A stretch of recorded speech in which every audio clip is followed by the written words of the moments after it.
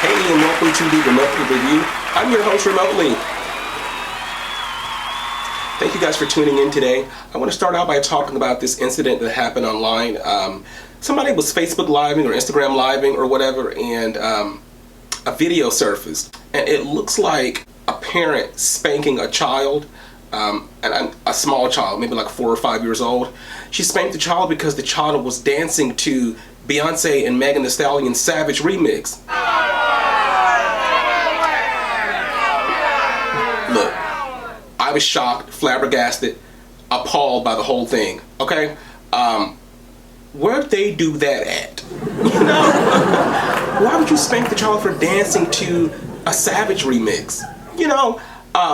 Now her reason for spanking him was because she didn't want him on no gay shit. I'm sorry. She didn't want him on no gay stuff. Those were her words. On no gay stuff.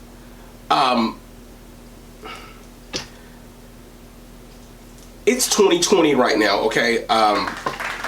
Gay people have been around for centuries. You're not gonna get rid of them. You know what I mean? Like, gay people are here to stay.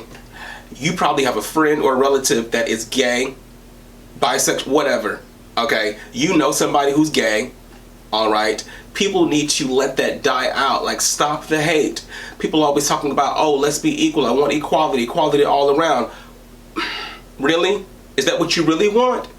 Or do you want equality just to matter for who you are and what you represent? You know, for real. I think the situation is ridiculous. First of all, like, take out the whole gay thing. Take out the whole gay slur, whatever, right? Black people need to stop beating their children. Okay?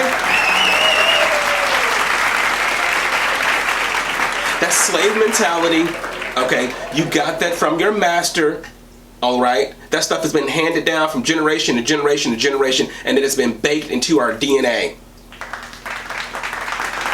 I don't want to hear, oh, do you have any children? No, I don't have any children, but I do know that beating somebody is not the answer. That won't solve anything. Nope. Because if you hit me, I'm mad at you. If you hit me, I'm mad. And what does that mean? Now I got a lot of aggression inside of me. Now I got a lot of built up aggression inside of me. Yep. I got to let it out somewhere. It's got to come out somewhere. I can't hit you because you're my mom, you're my dad. I can't hit you. I'm going to go hit somebody. You know, that's the science behind it. Black folks need to wake up. It's not about beating these children. Stop beating these children. If I see you beat somebody, guess what I'm going to do? I'm calling Child Protective Services.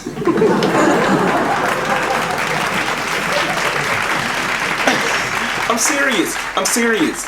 I'm calling them. Call them a snitch. I don't care. I'm calling Child Protective Services on you. Yep. Stop beating these kids. When they go to school and they're cutting up or being bad or something like that, and the teacher or the principal needs to give them corporal punishment. You guys know what corporal punishment is, right? Like, they get the paddle out and they spank the kids. A lot of parents don't allow that. They don't allow the school to discipline their children, okay? But when they go home, they get their ass beat. But when they go home, they get their butts whipped. Okay? So, you know, look, it's either all or nothing. I see no solution in beating somebody. How about implementing a reward system? You know? A reward system. This is where you reward the child for good behavior. You know? And so, if they're making good grades, if they're doing their chores, if they're well-mannered, if you go to church or you know, camp or whatever, if they're getting A's in all of these areas, then give them a reward. Teach them the value in good behavior. People say, well, when you do bad things happen. Well, what's the opposite of that? When you do good things happen, right? So when they're doing good, give them something to show them the value in doing good. You know? I'm just saying. But this whooping stuff's got to stop. Somebody's got to teach these people to stop whooping these people, like, stop whooping these kids. Because I'm going to tell you something. In that video where that lady hit that little kid for dancing to that Savage remix, I bet you that spank probably scarred him. He's going to remember that because he was actually enjoying himself in that moment, and she interrupted his joy. She interrupted that little boy's joy. He's going to remember that. And I'm here to tell you, I don't care how much spanking you do. I don't care how much praying you do. I do not care. You're not going to take the gay out of anybody.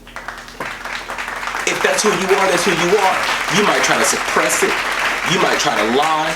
You might try to hide it or veil it with whatever kind of persona that you try to develop for yourself. But if it's in you, it's in you. If that's who you are, that's who you are. You cannot shake that. Okay? You can't shake it. Prayer changes, but prayer can't change that. I said it. I said it. Prayer changes, but prayer cannot change that.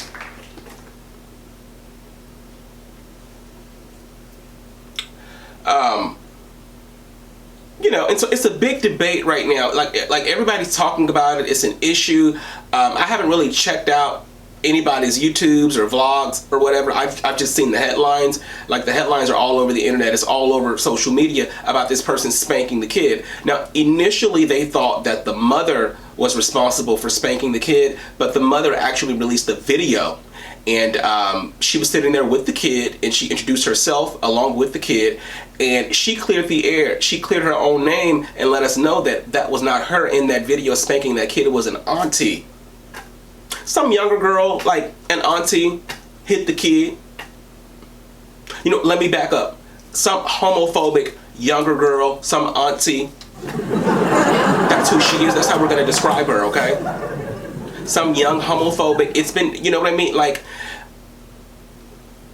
can we blame her? You know, I don't even know if I can blame this girl, because homophobia has been taught. Like, they teach it so much in these communities, especially these ethnic communities. Like it's taboo.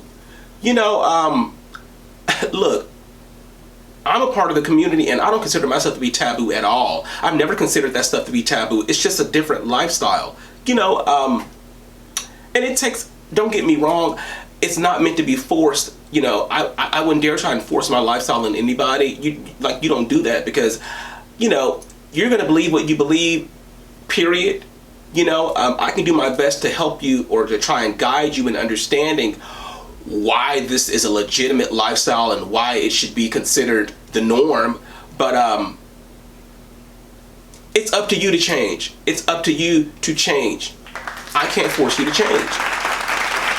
Okay? But the knowledge is out there. The information is out there. People need to read. People need to study. People need to actually get out and have their own experiences with different people before you start passing judgment. You know? Because quite frankly, I'm sick of it. I'm sick of all the madness. I'm sick of all the bullcrap. Like, let people live. Like, I don't go home with you at the end of the day. I don't go home with you at the end of the day. I'm not your business.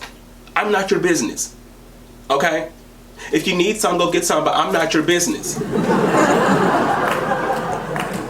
But anyway, and so thinking about the situation, I thought, wow, isn't this the most appropriate time for your heroes, the people that we admire most, our idols, like Beyonce and Nicki Minaj and all of these people, to chime in and say, hey, you know what? I'm throwing on my cape today, and I'm here to stand up for these marginalized communities. I'm here to say that, how dare you spank this child for singing to my song, okay? Let alone a gay issue. Because y'all know that's how Beyonce will be. Y'all know, you know, Beyonce, you know, she's not going to have anybody rejecting somebody supporting her and dancing to her music, you know. Come out publicly, say something, speak on it. Beyonce's fan base is primarily, I mean, not primarily, but Beyonce's fan base is largely, it largely consists of the gay community, you know. So here's your opportunity, Beyonce. Put on the cape, come out, be the hero, save the moment, say something. I'm just saying.